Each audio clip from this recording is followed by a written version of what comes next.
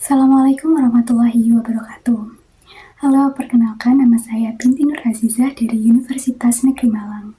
Nah, di video ini saya akan mencoba untuk menjelaskan salah satu konsep dalam fisika semikonduktor, yaitu transport pembawa muatan, terutama melalui dua mekanisme utama yaitu drive dan juga difusi.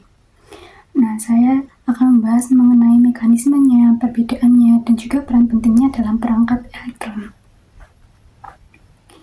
Jadi, mula-mula semikonduktor itu merupakan material yang memiliki sifat listrik di antara konduktor dan juga isolator. Contohnya yaitu seperti silikon dan juga germanium.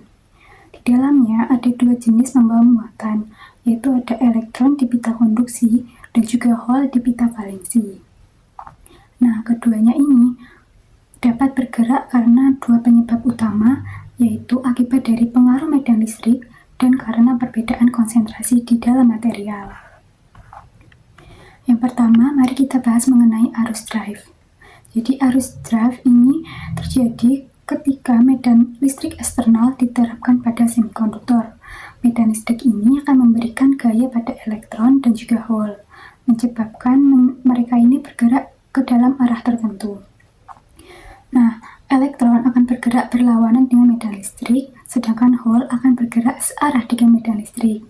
Kecepatan gerakan ini disebut juga dengan kecepatan drive. Kecepatan drive pembawa muatan itu sebanding dengan medan listrik yang diterapkan. Lalu secara sistematis dinyatakan dalam persamaan rapat arus total drive yaitu J sama dengan buka kurung N, mu N, tambah P mu P, tutup kurung QE sama dengan sigma E. Di mana J itu merupakan rapat arus total, lalu N merupakan konsentrasi elektron, P merupakan konsentrasi hole, mu N dan mu P merupakan mobilitas elektron dan hole, dan juga Q merupakan muatan elektron, E merupakan medan listrik, dan juga sigma merupakan konduktivitas.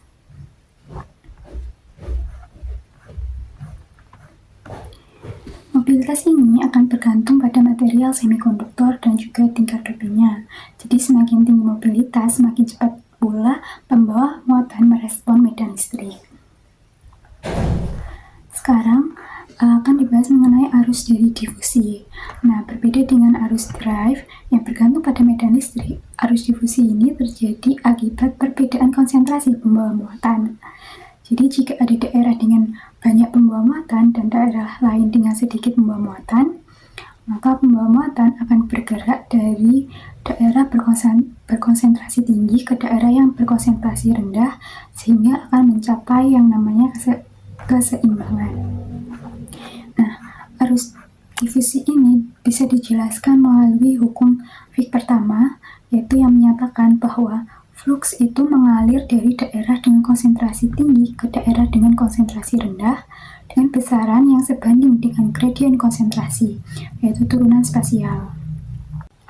Persamaannya adalah persamaan arus difusi elektron dengan rumus Jn sama dengan I dikali dn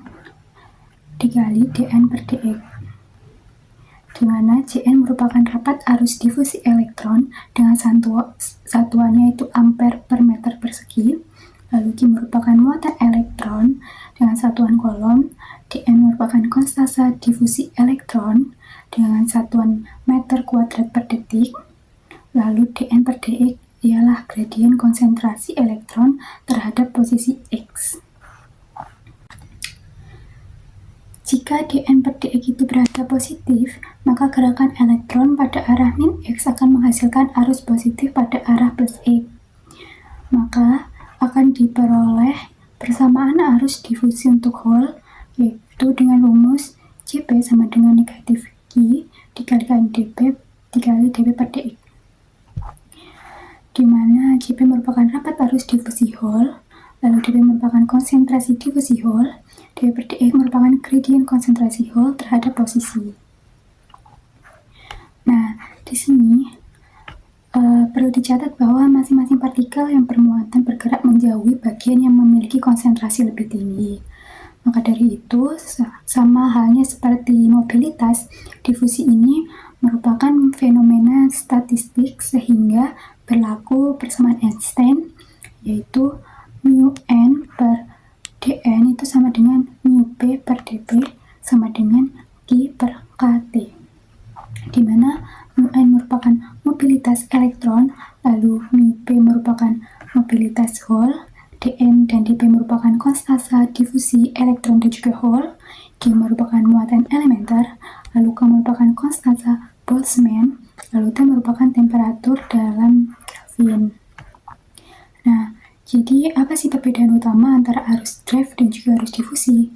Jadi arus drive itu bergantung pada medan listrik, sedangkan arus difusi bergantung pada perbedaan konsentrasi pembawa muatan. Nah, dalam kenyataannya, dua arus ini tidak bekerja secara terpisah. Jadi mereka saling mendukung untuk menyeimbangkan aliran muatan di dalam semikonduktor. Nah, pada awalnya saya juga mengira bahwa dua konsep ini merupakan konsep yang bertentangan, tapi pada kenyataannya keduanya itu saling melengkapi.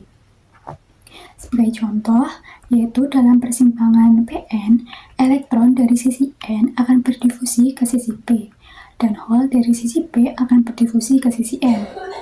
Namun, medan listrik internal yang terbentuk juga menyebabkan arus drive yang bekerja berlawanan arah. Nah, hal ini akan menciptakan lapisan depresi yang sangat penting dalam komponen seperti diode dan juga transistor MOSFET. Lalu saat sebuah dioda itu diberikan bias maju atau forward bias, medan listrik luar itu akan mengurangi penghalang potensial. Jadi memungkinkan arus difusi untuk mendominasi dan juga mengalir dari anoda ke katoda. Sebaliknya, dalam bias terbalik atau reverse bias, medan listrik eksternal itu akan memperkuat medan internal sehingga arus drive itu mendominasi. Meskipun begitu, arusnya itu kecil karena hanya sedikit dari pembawa minoritas yang bisa bergerak.